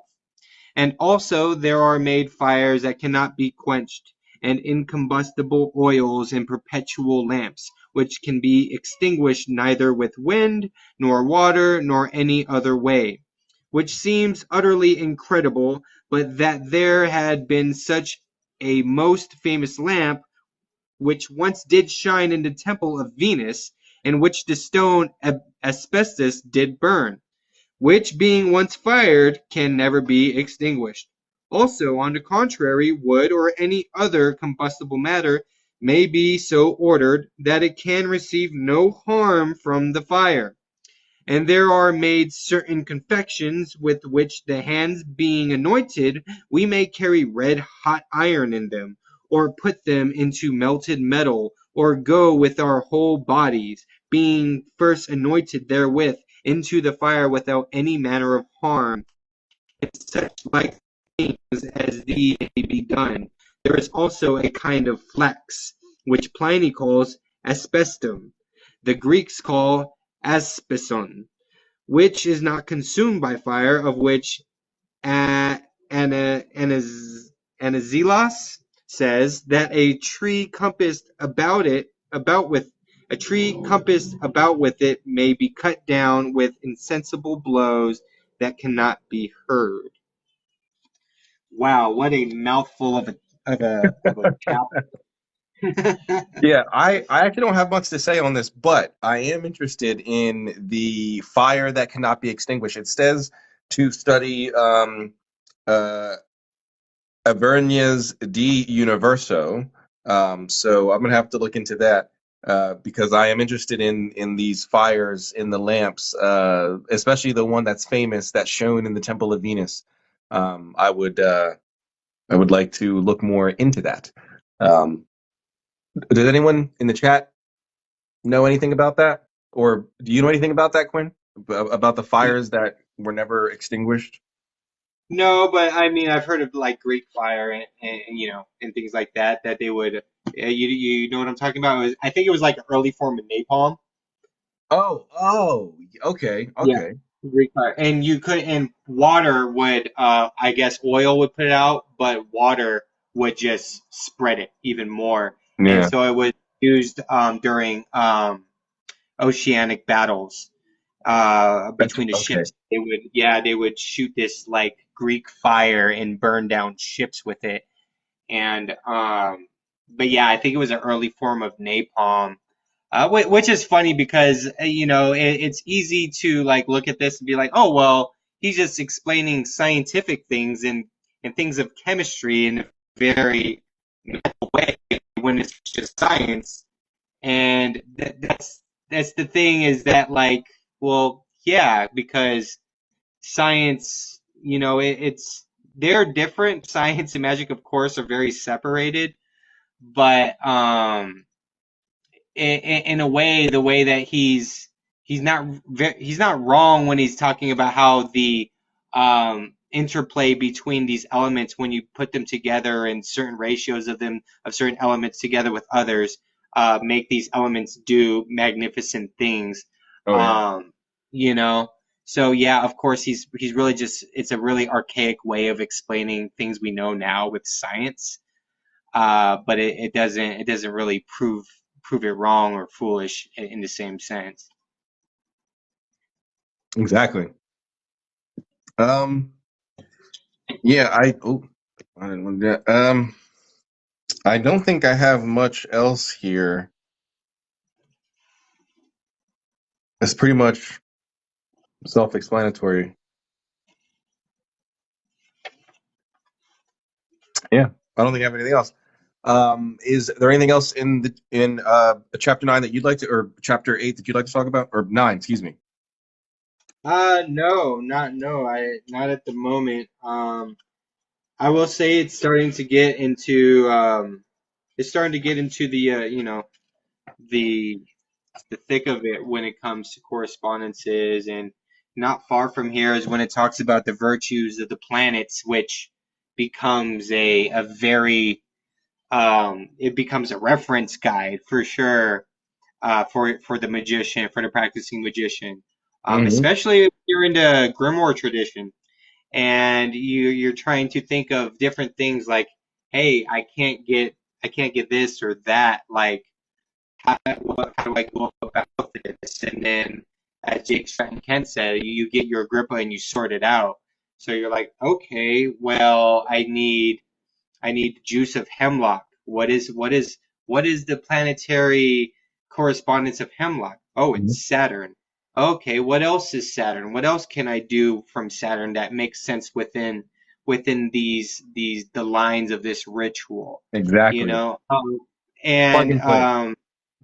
yeah, and that's where you can plug and play, and you're not doing it just like, oh hey, oh hemlock, oh it's a poisonous plant. I'm gonna do another poisonous plant. But at the same time, like you could easily go into something that's more Martian than Saturnian, even though Right. pretty much I think all like all the I think all poisonous plants actually fall under Saturn. Um, and thistles and spiky things fall under Mars. But the point is that even when you plug and play, there's sense to it. Where there's still a Right. guideline to it. Exactly. Sorry, I'm trying to put this back page in. Okay, there we go. So okay, so those are the chapters that you are wanting to get to, the ones with the planets and stuff in them. Um, Yeah, the virtues of the virtues of the planets. Those are like my favorite ones. okay. um, yeah, I love those. Yeah, I would say in book one, I probably can't wait until we get to chapter 40. Chapter 40, probably through uh, the rest of it, actually. Chapter 40 on is probably where I would love to be the most. That's when you get into like the application of magic. So chapter 40 is like of what bindings and how they're made. 41 is of sorceries. 47 is of rings and their composition. Um, Mhm. 53 is divination. 50 is bewitching. Um, 57 is geomancy. 58 is divination through dream. Sorry, 59 is through dreams. 58 is reviving the dead. Yeah, I can't wait to get to the actual practical application of it. Oh yeah, yeah, that's where it gets fun. So, sounds epic. Yes, very much so. Very much so. What is 40 about? 40 is of what bindings and how they are made. So, binding magic. So, in theory, it's alchemic. What is alchemic? What are you referring to there, strange girl? It was probably something that we just read, but what exactly was it that you're referring to there that we just read?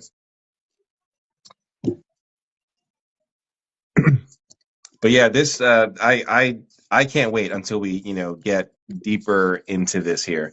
This is so needed. So Oh yeah, I think for sure.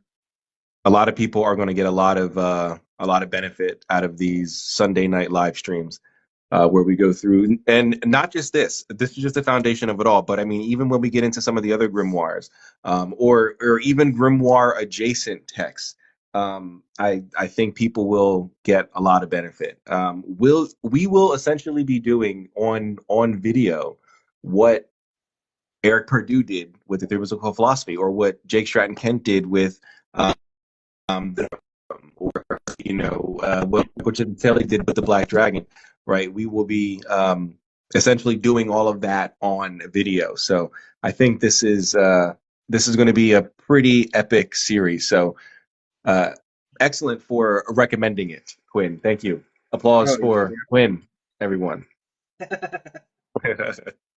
What book and chapter did you leave off on? I think we left off on 10, right? I think you read 9 and we left off on 10. So we're starting Yes, 10. Yes.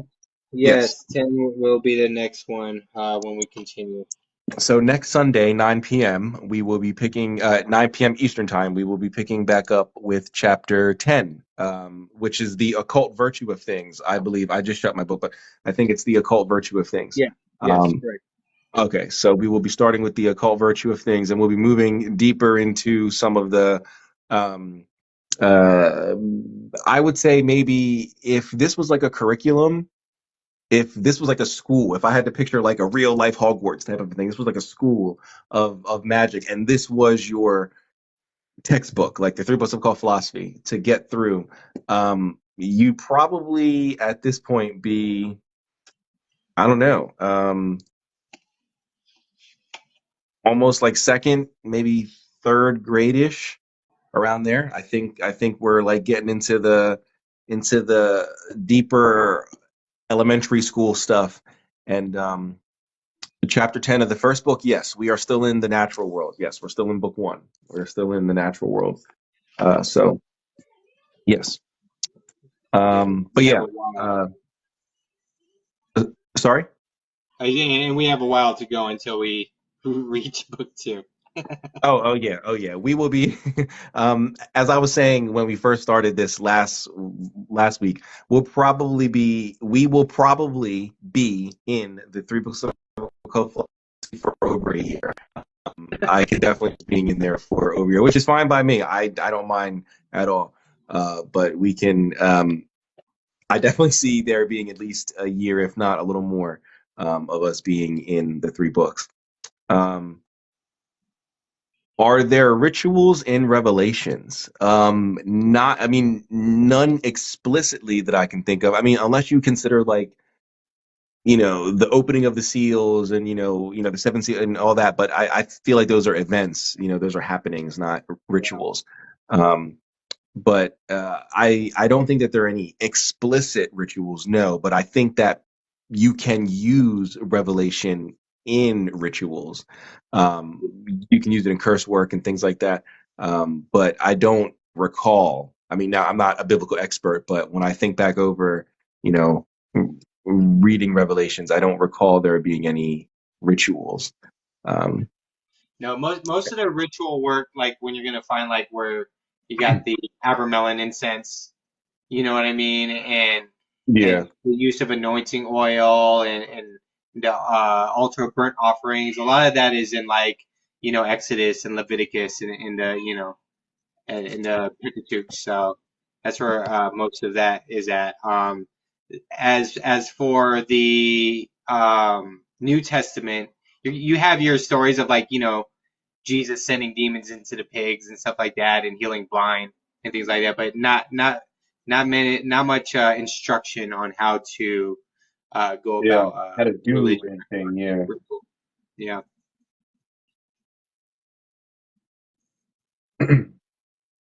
One second here. Okay.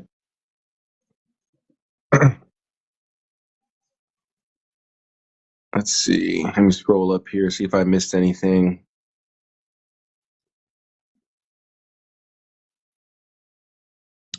Harder to reach the higher elements above the heavens. Well, it would certainly be harder to reach the eighth, ninth, and tenth spheres. Yes. Um, I don't know about the elements being above the heavens, but Yeah, I mean, if you're looking at it in a very in a physical manner, like yeah, I think when we're talking about the elements of the heavens, it's much more of a refined idea of the element. So like instead of fire just being flame, fire then becomes spirit. you know right. Air then becomes intellect, like I was saying earlier. So it's a much more refined aspect of the elements rather than just your more gross and dense versions of them, if that's what that person is The talking about. Yeah, perhaps. Is that what you were referencing, Strange Girl? Um, Four horsemen. Are you saying that the four horsemen are a ritual mentioned in Revelations? I know that they're in there, but I don't recall there being a ritual to like contact or like to call them that God used or Revelation is John, right? Yeah, John, saw in his vision or anything. Like I don't recall um, anything like that.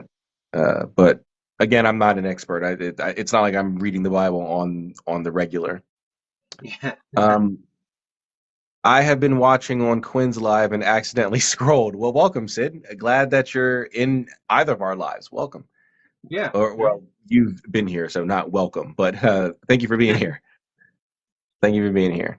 I hope you are enjoying the uh, of the through philosophy. It's going to get insane. I personally can't wait till we get to the divine world. I mean, that'll be a while. That'll be months before we get there. But I can't wait till we get to book 3. But Sid said yes, she's expanding her vocabulary, and yeah, that's also another thing. Some of the terms and things that you learn when you go through not only the 3 books, but I mean pretty much any of the grimoires. They use certain terminology for words that we may use in our modern day, but we have a different phrasing for them. So yeah, definitely can be vocabulary expanding. Are there any questions on your side, brother? No. No. No worries. Uh,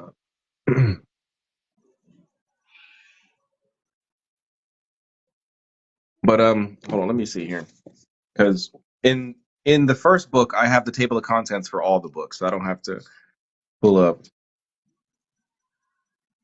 Yeah, so in book 1, 40 through the rest of it is pretty much where I'm gonna love being. Book 2, I'm not going to love the. I'm probably not gonna like the first. Where it gets into mathematics and all that stuff. Yeah, I'm probably not gonna like the first like 23 chapters where it's all nothing but math and numbers and um Yeah, he goes into the scales of the numbers, which I think they help, especially when you're getting into like for instance the scale of 7. You find or the scale of 10. You find that in the goetic circle. right. I used the scale of 4 when I was describing the legs for my table of practice. So Oh things yeah. like so things like that for sure help the practical magician, come up with some ideas and take some creative liberty and really just kind of push the boundaries with creations and so forth. So that always I enjoyed that part, but Oh wow, yeah. yeah. Yeah, it's not that it's not useful. It's just I that's just the part that I did not enjoy the most.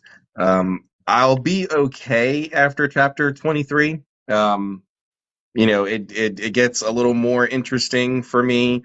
But chapter 28 in book 2 is pretty interesting. It's about the human soul. Um, but